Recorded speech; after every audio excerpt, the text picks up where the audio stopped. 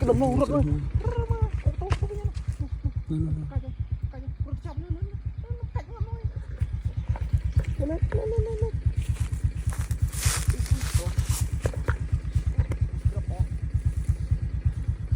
mơ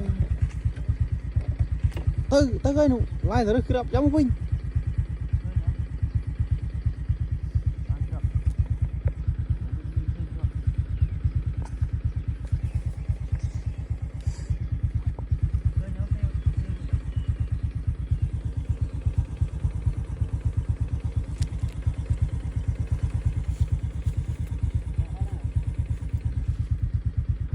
nơi đơ trăng cái nó à cái anh con chơi mà đập nó cạnh nó tao tít đấy nó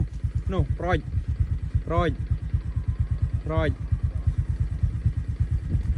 anh phải đôi